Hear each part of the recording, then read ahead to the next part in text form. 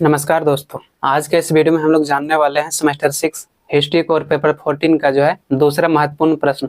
इससे पहले हमने इसका एक प्रश्न बता दिया, आपने अगर अभी तक नहीं देखा है तो डिस्क्रिप्शन में टेलीग्राम का लिंक दिया हुआ है जो बिल्कुल फ्री है, आप वहाँ जाके ज्वाइन कर सकते हो और सारा प्रश्न को देख सकते हो। आज हम लोग प्रश्न संख्या 2 देखने वाले हैं और ये प्रश्न है, मुस्तफ़ा कमाल पाशा के अधीन तुर्की की विदेश नीति का वर्णन करें। मुस्तफ़ा कमाल पाशा के अधीन जो है तुर्की की क्या विदेश नीति रही थी, इसके बारे में आपको पूछा गया है। तो चलिए बिल्कुल डिटेल्स में जानते हैं। सबसे पहले आपको परिचय देना यानी इंट्रोडक्शन देना है। मुस्तफ़ा कमाल पाशा की जन्म की बात करें तो 19 मई 1881 ईस्वी में हुआ था। यह जो है तुर्की के क्रांतिकारी नेता और सेना कमांडर था। इन्होंने 1923 में तुर्की को गणराज्य स्थापित करने में महत्वपूर्ण भूमिका निभाया था। गणराज्य का मतलब है कि 1923 में इन्होंने तुर्की को एक स्वतंत्र राष्ट्र स्थापित कराया था, जिसके कारण ही इन्हें तुर्की के पिता एवं तुर्की गणराज्य के संस्थापक माने जाते हैं। तुर्की को स्वतंत्रता दिलाने में इनकी बड़ी महत्वपूर्ण योगदान रही थी। यही कारण है कि इनको तुर्की के पिता या तुर्की गणराज्य के संस्थापक माने जाते हैं। इन्हें अतातुर्क भी कहा जाता है। इस प्रकार से मुस्तफ़ा कमाल पाशा जो है गणतंत्र राष्ट्र का प्रथम राष्ट्रपति बना। इन्होंने तुर्की में हो रहे विदेशियों के शोषण से वहाँ के लोगों को छुटकारा दिलाने का प्रयास किया, ताकि अंतर्राष्ट्रीय स्तर पर जो है अपने विदेश नीति को सुधार कर अपने राष्ट्र की प्रतिष्ठा को बढ़ा सके। मुस्तफ़ा कमाल पाशा कब राष्ट्रपति बना था? मुस्तफ़ा कमाल पाशा जो है प्रथम राष्ट्रपति बना स्वतंत्र राष्ट्र का। इसमें कहा गया है कि मुस्तफ़ा कमाल पाशा से पहले यहाँ का जो विदेश नीति रही थी बहुत ही खराब थी। यही कारण कि अलग अलग राष्ट्रों के साथ इनका विवाद था। इसीलिए कमाल पाशा ने उन सभी विदेशी राष्ट्रों के साथ मैत्रीपूर्ण संबंध स्थापित करके अपने विदेश नीति को सुधारने का प्रयास किया, ताकि तुर्की को अंतर्राष्ट्रीय स्तर पर जो है एक प्रतिष्ठा स्थापित कर सके, ताकि तुर्की का जो है अंतर्राष्ट्रीय स्तर पर प्रतिष्ठा बढ़ाया जा सके। उसके बाद हेडिंग बनाना है मुस्तफ़ा कमाल पाशा की विदेश नीति। आपको जो भी प्रश्न पूछा जाए आप उसी पॉइंट को अगर बनाते हो तो आपका जो अच्छा मार्क्स आएगा। इसीलिए जो प्रश्न में पूछा जाए हमेशा आप उसी पॉइंट को बनाएं।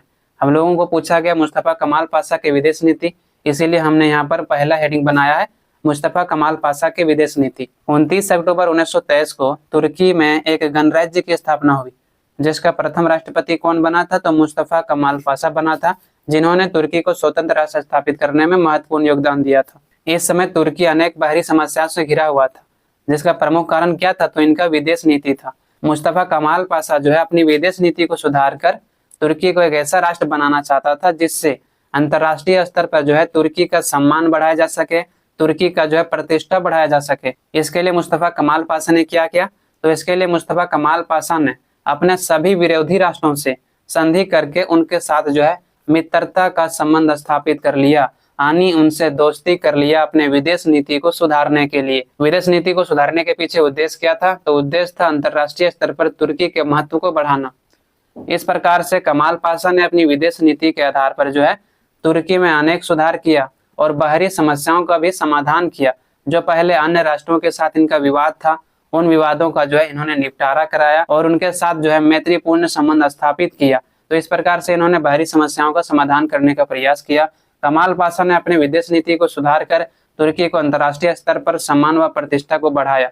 कमाल पाशा ने अपने विदेश नीति के आधार पर ही जो है तुर्की के प्रतिष्ठा व सम्मान को अंतर्राष्ट्रीय स्तर पर बढ़ाया। नेक्स्ट हेडिंग आपको बनाना है कि इराक के साथ संधि।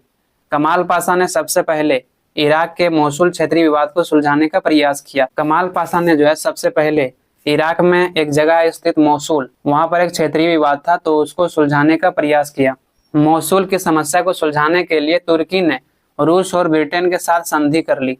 मोसुल पर जो है अस्थायी अधिकार को लेकर 5 जून 1926 को तुर्की ने ब्रिटेन के साथ एक समझौता किया। मोसुल एक क्षेत्र है जिनके समस्या को सुलझाने के लिए जो है तुर्की ने रूस और ब्रिटेन के साथ एक संधि कर ली और इस प्रकार से मोसुल पर जो इनका अस्थायी अधिकार था, उस अस्थायी अधिकार के दावा को इन्होंने हटा दिया और 5 जून 1926 को तुर्की ने ब्रिटेन के साथ समझौता कर लिया, जिसके अनुसार तुर्की ने मोसुल क्षेत्र पर अपना दावा को हटा दिया। पहले जो है तुर्की मोसुल क्षेत्र पर अपना दावा रखता था, लेकिन जब ब्रिटेन के साथ इन्होंने संधि कर ली तो मोसुल क्षेत्र पर जो इनका दावा था उस दावा को इन्होंने हटा लिया। ऐसा क्यों किया?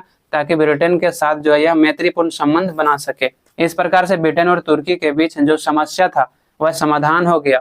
कमाल पाशा का यह प्रथम वैदेशिक नीति द्वारा महत्वपूर्ण सफलता मिली। कमाल पाशा का यह जो है पहला वैदेशिक नीति थी जिसके द्वारा इन्होंने ब्रिटेन के साथ जो है मैत्रीपूर्ण संबंध स्थापित कर लिया। इस सफलता के कारण ही तुर्की यूरोप के दो महान शक्तियों जैसे कि रूस और ब्रिटेन का मित्र बन गया। इस संधि के दौरान मुस्तफा कमाल पाशा के द्वारा ब्रिटेन और फ्रांस के बीच संधि करने के कारण ही पूरे विश्व में दो महान शक्तियों का जो है मित्र बन गया। तुर्की का जो है ब्रिटेन और फ्रांस के साथ संधि करने के बाद यूरोप के दो महान शक्तियां जो है जैसे कि रूस और ब्रिटेन का मित्र कौन बन गया? तुर्की बन गया। उसके बाद आपको नेक्स्ट हेडिंग बनाना है बाल्कन राज्यों के साथ संबंध। आखिर बाल्कन राज्यों के साथ जो है तुर्की का संबंध किस प्रकार से था? तुर्की का बाल्कन राज्यों के साथ पहले अच्छा संबंध नहीं था, लेकिन तुर्की चाहता था कि बाल्कन राज्यों से मित्रता का संबंध स्थापित करें। तुर्की का ब्रिटेन के साथ मित्रता की संधि स्थापित हो जाने के कारण बाल्कन से मित्रता करना इनके लिए बिल्कुल आसान हो गया। 30 अक्टूबर 1930 को यूनान तुर्की संधि हुई और इस संधि के द्वारा दोनों देशों की संपत्ति, आबादी तथा यातायात की समस्या को सुलझाया गया। तो इस प्रकार से 30 अक्टूबर 1930 को यूनान और तुर्की के साथ संधि होता है, जिस संधि के द्वारा जो है बाल्कन का जो विवाद था तुर्की और बाल्कन के बीच, उन विवादों को सुलझा लिया जाता है। और यहाँ पर जो संपत्ति होता है, आबादी होता है और यातायात के संसाधन होते हैं, उनको जो है वापस में बंटवारा कर लिया जाता है। उसके बाद जो है नेक्स्ट हेडिंग बनाना है जर्मनी के साथ संबंध। तुर्की का जर्मनी के साथ किस प्रकार से संबंध था? तुर्की का जर्मनी के साथ संबंध सामान्य था, नॉर्मल था, ज्यादा समस्या नहीं था, क्योंकि प्रथम विश्व युद्ध के दौरान दोनों देश पराजित हुआ था। जो तुर्की था और जर्मनी था, प्रथम विश्व युद्ध के समय जो है दोनों राष्ट्र पराजित हो गया था। यही कारण है कि दोनों को जो है अपमानजनक संधि को स्वीकार करना पड़ा था। जो राष्ट्र जो है प्रथम विश्व युद्ध के दौरान हारा था, उनको जो है अपमानजनक संधि को स्वीकार करना पड़ा, क्योंकि उनके पास कोई ऑप्शन नहीं था। अतः दोनों एक दूसरे के प्रति मित्रता का संबंध बनाए रखा। दोनों को अपमानजनक संधि स्वीकार करना पड़ा था और दोनों को जो आर्थिक रूप से काफी नुकसान उठाना पड़ा था। यही कारण है कि ये दोनों एक दूसरे के साथ मित्रता का संबंध बनाए रखा था। प्रथम विश्व युद्ध के दौरान दोनों के बीच आर्थिक और व्यापारिक संबंध भी बने रहे। ये लोग एक दूसरे के साथ आर्थिक और व्यापारिक संबंध अच्छे से बनाए रखे थे। यही कारण है कि जर्मनी के साथ मित्रता करना इनके लिए बिल्कुल आसान था और इन दोनों के बीच मित्रता का संबंध आसानी से स्थापित हो गया। इटली के साथ संबंध। अब देखते हैं कि तुर्की का जो इटली के साथ किस प्रकार से संबंध था। तुर्की और इटली के बीच संबंध उतना अच्छा नहीं था, क्योंकि इटली ने तुर्की के कई द्वीपों पर कब्जा कर लिया था। इटली और तुर्की की बात करें तो इन दोनों के जो संबंध थे उतना बेहतर नहीं था। क्यों? क्योंकि इटली ने तुर्की के कई क्षेत्रों पर अपना अधिकार जमा लिया था। इसी कारण से तुर्की इटली से काफी भयभीत था, उनसे मित्रता का संबंध स्थापित करना चाहता था। तुर्की जो है इटली से काफी डरा हुआ था। तुर्की का मानना था कि अगर हम इटली के साथ मित्रता का संबंध स्थापित कर लेंगे तो उनके जो क्षेत्र उनसे लिया गया है वह वापस कर दिया जाएगा। जब इटली में मुसोलिनी सत्ता में आया तो दोनों देशों के बीच अच्छे संबंध होने की संभावना बढ़ गया। मुसोलिनी जब इटली में जो है शासक बना तो दोनों देशों के बीच अच्छे संबंध होने की संभावना बढ़ गया, परंतु इटली के जो साम्राज्यवादी नीति थी उसके कारण जो है दोनों के संबंध बेहतर होने के बजाय दोबारा से खराब हो गया। लेकिन फ्रांस और ब्रिटेन के साथ तुर्की का जो है मित्रता का संबंध घनिष्ठ हो गया। अब इन्हें बाहरी आक्रमण से कोई खतरा नहीं था। जब तुर्की ने फ्रांस और ब्रिटेन के साथ संधि कर लिया तो ऐसे स्थिति में जो है इनके साथ मैत्रीपूर्ण संबंध स्थापित हो गया। यही कारण है कि अब जो है बाहरी आक्रमण से इनको कोई खतरा नहीं था। उसके बाद जो है अंतिम हेडिंग बनाना है अमेरिका के साथ संबंध। अमेरिका के साथ जो है तुर्की का संबंध किस प्रकार से था। तुर्की का अमेरिका के साथ प्रथम विश्व युद्ध के बाद से ही संबंध खराब हो गया था। जब प्रथम विश्व युद्ध हुआ था उसके बाद जो है अमेरिका और तुर्की के बीच संबंध खराब हो चुका था। दोनों के साथ राजनीतिक और व्यापारिक संबंध टूट गया था। पहले जो है राजनीतिक और व्यापारिक संबंध बेहतर था, लेकिन जब प्रथम विश्व युद्ध हो गया तो उसके बाद इन दोनों के बीच राजनीतिक और व्यापारिक संबंध पूरी तरह से टूट गया। अमेरिका तुर्की से जो है संधि करने का प्रयास वर्षों से कर रहा था, लेकिन दोनों के बीच जो है संधि नहीं हो सका। अमेरिका जो है तुर्की के साथ संधि करने का बार बार प्रयास कर रहा था, लेकिन इन दोनों के बीच जो है कोई भी संधि नहीं हो सकी। इसी समय जो है तुर्की ने अपने मालों पर अधिक कर लगाने लगा, जिन देशों से व्यापारिक संबंध अच्छे नहीं थे।